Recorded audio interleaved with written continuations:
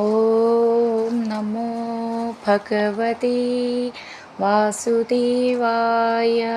ഹരിമുരളീരവത്തിലേക്ക് എല്ലാവർക്കും സ്വാഗതം. ഗോകുലബാല ഗോവിന്ദ, ഗോപകുമാര ഗോവിന്ദ, ഗോവിന്ദ ഹരി ഗോവിന്ദ, ഗുരുവായൂരപ്പ ഗോവിന്ദ. വാർമുടിയിൽ ചാർത്തിയതാരി വർണ്ണ പീലിമയിൽ പീലി, വാകച്ചാർത്തിനു വന്നവരോ വൃന്ദാവനത്തിലെ ഗോപികളോ. പൂന്താനം നൽകിയതല്ലേ പൊന്നുണ്ണിക്ക് വനമാല, മേൽപ്പത്തൂർ നൽകിയതല്ലേ മുക്തകമാല മണിമാല, മുക്തകമാല മണിമാല. ഇതുവരെ നമ്മൾ 15 ദശകങ്ങൾ പഠിച്ച് ഉണ്ണിക്കണ്ണൻ്റെ തൃപ്പാദങ്ങളിൽ സമർപ്പിച്ചു കഴിഞ്ഞു. അടുത്തതായി 16ാമത്തെ ദശകം പഠിക്കാം. ഇന്നു നമുക്ക് 16ാമത്തെ ദശകത്തിലെ 1ഉം 2ഉം ശ്ലോകങ്ങൾ നോക്കാം. ശ്രീമന്നാരായണീയം ദശകം 16, നരനാരായണ ചരിതവും ദക്ഷയാഗവും. ശ്ലോകം 1. ദക്ഷോ വിരിഞ്ചതനയോഥ മനോസ്തനൂജാം ലബ്ധ്വാ പ്രസൂതിമിഹ ഷോഡശ ചാപകന്യാ, ധർമ്മേ ത്രയോദശ ദദൗ പിതൃഷു സ്വധാം ച സ്വാഹാം ഹവിർഭുജി സതീം ഗിരിശേ ത്വദംശേ.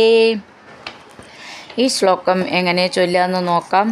ദക്ഷോ, ദ എന്നുള്ളത് ദയ എന്നുള്ളതിൻ്റെ ദ എന്നാണ്. ക്ഷോ എന്നുള്ളത് കാഷ എന്നാണ്. നന്നായിട്ട് ഉറപ്പിച്ച് പറയണം. ദക്ഷോ വിരിഞ്ച തനയോഥ, ഥ എന്നുള്ള അക്ഷരം നന്നായിട്ട് ഉറപ്പിച്ച് പറയണം. വിരിഞ്ച എന്നുള്ളത് ഞാ ച എന്നാണ്. വിരിഞ്ച തനയോ എന്ന് കഴിഞ്ഞിട്ട് അവഗ്രഹ ചിഹ്നമുണ്ട്. അപ്പം നമ്മളവിടെ ആ എന്നാണെന്ന് മനസ്സിലാക്കണം. നിറയെ ശ്ലോകങ്ങളിൽ പഠിച്ചു അതുമാതിരി. അവഗ്രഹ ചിഹ്നത്തിൻ്റെ തൊട്ട് ബാക്കിലുള്ള അക്ഷരം നീട്ടിയിട്ട് അടുത്ത അക്ഷരം പറഞ്ഞാൽ മതി.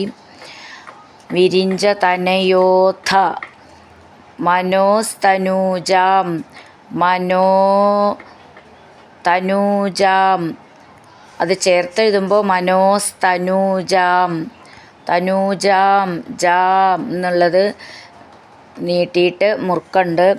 ലബ്ധ്വ, ബ എന്നുള്ളതിൻ്റെ അടിയിലുള്ള ഥ എന്ന് നന്നായിട്ട് ഉറപ്പിച്ച് പറയാനുള്ളതാണ്. ധ്വ നാവാള ചിഹ്നം ദീർഘം അതൊക്കെ ശ്രദ്ധിച്ചോളൂ. പ്രസൂതിം ഇഹ, അതാണ് പ്രസൂതിമിഹ. ഷോഡശ, ഷോഡശ ഡ എന്ന് ടാഠ ഡ, മൂന്നാമത്തെ ഡ എന്നാണ്. ഷോഡശ ച ചാപ, ച ആപ അത് ചേർത്തിട്ട് ചാപ. കന്യാ, അവിടെ ദീർഘമുണ്ട് വിസർഗമുണ്ട്, അപ്പം അങ്ങനെ നിർത്തണം. കന്യാ.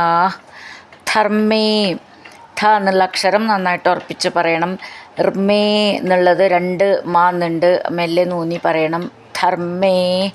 ത്രയോദശ, ത്രയോദശ ദദൗ, ദശ എന്നുള്ളതിൻ്റെ ദ, ദദൗ എന്നുള്ളതിൻ്റെ ദ എന്നും ദയ എന്നെഴുതുന്ന ദ എന്നാണ്. മൃദുവായിട്ട് പറയാനുള്ളതാണ്.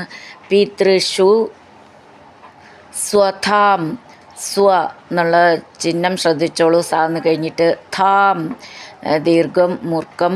ധ എന്നുള്ള അക്ഷരം നന്നായിട്ട് ഉറപ്പിച്ച് പറയണം. സ്വധാം ച സ്വാഹാം, സ്വാഹാം സ്വാ നാവള് ചിഹ്നം ദീർഘം. ഹാം ദീർഘം മൂർക്കം. ഹവിർഭുജി, ഭൂ എന്നുള്ള അക്ഷരം നന്നായിട്ട് ഉറപ്പിച്ച് പറയണം. സതീം വള്ളി നീട്ടിയിട്ട് മുറുക്കം. ഗിരിശേ നീട്ടിയിട്ട് ത്വത് അംശേ അത് ചേർത്തിട്ട് ത്വദംശേ. ത്വ എന്നാണ്, തോ നായി പോകരുത്. ത്വദംശേ അങ്ങനെ നീട്ടിയിട്ട് നിർത്തണം. ദക്ഷോ വിരിഞ്ചതനയോऽथ മനോസ്തനൂജാം ലബ്ധ്വാ പ്രസൂതിമിഹ ഷോഡശ ചാപകന്യാ ധർമ്മേ ത്രയോദശ ദദൗ പിതൃഷു സ്വധാം ച സ്വാഹാം ഹവിർഭുജി സതീം ഗിരിശേ ത്വദംശേ. അടുത്തത് രണ്ടാമത്തെ ശ്ലോകം. മൂർത്തിർഹി ധർമ്മഗൃഹിണീ സുഷുവേ ഭവന്തം നാരായണം നരസഖം മഹിതാനുഭാവം യജ്ജന്മനി പ്രമുദിതാ കൃതതൂര്യഘോഷാ പുഷ്പോത്കരാൻ പ്രവവൃഷുർനുനുവു സുരൗഖാ. ഈ ശ്ലോകം എങ്ങനെ ചൊല്ലുകയെന്ന് നോക്കാം. മൂർത്തിർഹി ധർമ്മ. ധ എന്നുള്ള അക്ഷരം നന്നായിട്ട് ഉറപ്പിച്ച് പറയാനുള്ളതാണ്. മാ എന്നുള്ളത് ഒന്ന് ഊന്നി പറയണം. രണ്ട് മാന്നുണ്ട്. ധർമ്മഗൃഹിണി. ഗൃ ഗ നീട്ടിയിട്ട് പാതിന്നുള്ളിൽ കൊടുക്കുമ്പോൾ ഗൃ എന്നാവും. ഗൃഹിണി നീട്ടിയിട്ട് സുഷുവേ നീട്ടിയിട്ട് ഭവന്തം. ഭ എന്നുള്ള അക്ഷരം നന്നായിട്ട് ഉറപ്പിച്ച് പറയണം. ദം എന്നുള്ളത് നാത്ത എന്നാണ്. ഭവന്തം. നാരായണം. നരസഖം ഖം എന്നുള്ള അക്ഷരം നന്നായിട്ട് ഉറപ്പിച്ച് പറയണം. മഹിതാനുഭാവം എന്നുള്ള അക്ഷരം നന്നായിട്ട് ഉറപ്പിച്ച് പറയണം. യജ്ജന്മനി. ജ എന്നുള്ളത് രണ്ട് ജ എന്നാണ്. ഒന്ന് ഊന്നി പറഞ്ഞാൽ മതി. ഞ്ച എന്നൊന്നും ആവരുത്. യജ്ജന്മനി പ്രമുദിതാ. അവിടെ വിസർഗമുണ്ട്. ദീർഘം നീട്ടിയിട്ട് വിസർഗം. കൃതതൂര്യഘോഷാ. ഖോ എന്നുള്ള മേഘത്തിൻ്റെ ഖ എന്നാണ്. അപ്പോൾ അതൊന്ന് ഉറപ്പിച്ച് പറയണം. ഷാ ദീർഘം നീട്ടിയിട്ട് വിസർഗം. പുഷ്പോത്കരാൻ പ്രവവൃഷുർ നുനുവു. അത് ചേർത്തെഴുതുമ്പോൾ പ്രവവൃഷുർനുനുവു. ഈ വാക്ക് മാത്രം ഒന്ന് ശ്രദ്ധിച്ചാൽ മതി. പ്രവവൃഷുർനുനുവു. അവിടെ വിസർഗമുണ്ട്. അപ്പം അങ്ങനെ വിസർഗത്തോടു കൂടെ നിർത്തണം. സുരൗഖാ. ഖാ അങ്ങനെ നീട്ടിയിട്ട് വിസർഗം പറയണം. ഖ എന്നുള്ളത് മേഘത്തിൻ്റെ ഖ എന്നാണ്. ഒന്ന് ഉറപ്പിച്ച് പറയണം. സുരൗഖാ അങ്ങനെ നിർത്താം. മൂർത്തിർഹി ധർമ്മഗൃഹിണീ സുഷുവേ ഭവന്തം നാരായണം നരസഖം മഹിതാനുഭാവം യജ്ജന്മനി പ്രമുദിതാ കൃതതൂര്യഘോഷാ പുഷ്പോത്കരാൻ പ്രവവൃഷുർനുനുവു സുരൗഖാ.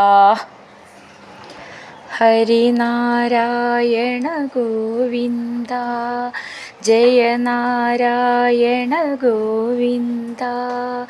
ഹരിനാരായണ ജയ നാരായണ ഗോവിന്ദ ഗോവിന്ദ ഗോവിന്ദ.